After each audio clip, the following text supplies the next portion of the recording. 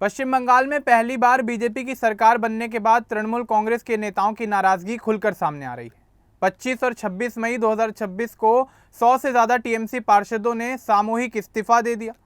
Party की senior सांसद काकोली घोष दस्तीदार ने जिला अध्यक्ष पद से इस्तीफा दिया और अब मुख्यमंत्री शुवेंदु अधिकारी की विकास समीक्षा बैठक में शामिल हुई। उनके साथ 6 टीएमसी विधायक भी मौजूद थे। यह घटना टीएमसी के अंदर चल रही कलह को साफ तौर पर दिखा रही है। बीजेपी सरकार ने इसे सभी को विकास में शामिल करने की नई संस्कृति बताया। तो चलिए आगे बढ़ते हैं और आपको विस्तार से बताते हैं कि आखिर क्या है ये पूरा मामला। दरअसल पश्चिम बंगाल में बीजेपी की सरकार बनने के बाद तृणमूल कांग्रेस के अंदर बेचैनी काफ़ी ज़्यादा बढ़ गई है। पार्टी के कई नेता और कार्यकर्ता अब खुले तौर पर अपनी नाराज़गी जाहिर कर रहे हैं। इसकी शुरुआत 25 और 26 मई 2026 को हुई, जब राज्य के अलग अलग नगर निकायों से 100 से ज़्यादा टीएमसी पार्षदों ने एक साथ अपने पद से और पार्टी की सदस्यता से इस्तीफा दे दिया।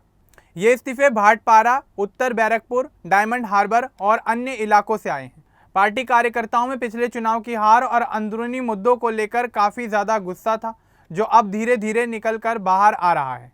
इसी दौरान टीएमसी की वरिष्ठ सांसद काकोली घोष दस्तीदार का कदम सबसे ज़्यादा चर्चा में है। वे बारासात लोकसभा क्षेत्र से 4 बार सांसद चुनी जा चुकी हैं। मई 2026 में उन्होंने बारासात जिला अध्यक्ष पद से इस्तीफा दे दिया था। अब उन्होंने मुख्यमंत्री शुवेंदु अधिकारी द्वारा बुलाई गई प्रशासनिक बैठक में हिस्सा लिया। यह बैठक उत्तर 24 परगना, नदिया और हुगली जिलों में चल रहे विकास कार्यों की समीक्षा के लिए आयोजित की गई थी।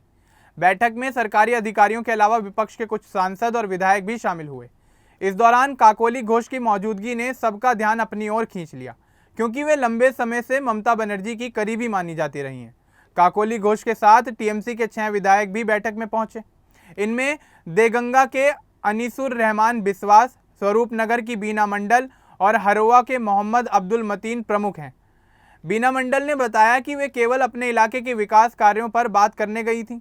सरकार से संवाद बनाए रखना जरूरी है। मोहम्मद अब्दुल मतीन ने कहा कि उन्हें आधिकारिक निमंत्रण मिला था, इसलिए वे बैठक में शामिल हुए। मुख्यमंत्री शुवेंदु अधिकारी ने बैठक के बाद कहा कि उनकी सरकार राजनीति से ऊपर उठकर काम करना चाहती है। उन्होंने बताया कि पहले जब वे विपक्ष में थे तो उन्हें कभी ऐसी बैठकों में नहीं बुलाया जाता था। अब सभी विधायकों और सांसदों को विकास कार्यों में शामिल किया जा रहा है।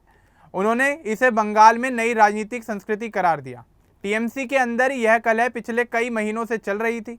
बंगाल में बीजेपी की सरकार बनने के बाद कई पुराने नेता असंतोष व्यक्त कर रहे थे। 100 से ज़्यादा पार्षदों के इस्तीफे ने पार्टी की परेशानी को और भी ज़्यादा बढ़ाकर रख दिया है। काकोली घोष दस्तीदार का बैठक में जाना कई सवाल खड़े कर रहा है। राजनीतिक जानकार इसे टीएमसी में टूट की शुरुआत मान रहे हैं। हालांकि इन नेताओं ने कहा है कि वे सिर्फ अपने क्षेत्र के कामों के लिए वहां गए थे। बीजेपी सरकार इस मौके का फायदा उठाते हुए विपक्षी नेताओं को साथ लेकर विकास कार्य तेज करने की कोशिश कर रही है। शुवेंदु अधिकारी का फोकस है कि बंगाल के हर इलाके में काम हो और कोई भी नेता बाहर ना रहे। यह पूरा घटनाक्रम पश्चिम बंगाल की राजनीति को नया रूप दे सकता है। टीएमसी अगर अपने अंदरूनी झगड़ों को नहीं सुलझाती तो और नेता पार्टी छोड़ सकते हैं। दूसरी तरफ बीजेपी सरकार विपक्ष को विकास बैठकों में बुलाकर एक अच्छा संदेश देने की कोशिश कर रही है। कुल मिलाकर तृणमूल कांग्रेस इस समय बड़ी चुनौतियों का सामना कर रही है। पार्षदों के सामूहिक इस्तीफे और सीनियर सांसद के नए रुख ने पार्टी की स्थिति को और भी ज़्यादा कमज़ोर कर दिया है। आने वाले दिनों में टीएमसी के अंदर और भी बदलाव देखने को मिल सकते हैं। अब देखना यही होगा कि आने वाले समय में जो बदलाव होने वाले हैं उनको ममता बनर्जी और पार्टी के सीनियर लीडर किस तरह से संभालते हैं। अब इस पूरे मामले को लेकर आपका क्या कुछ कहना है, हमें कमेंट बॉक्स में ज़रूर बताएं। बाकी इस तरह की और अपडेट्स के लिए हमारे चैनल को सब्सक्राइब करना ना भूलें। धन्यवाद।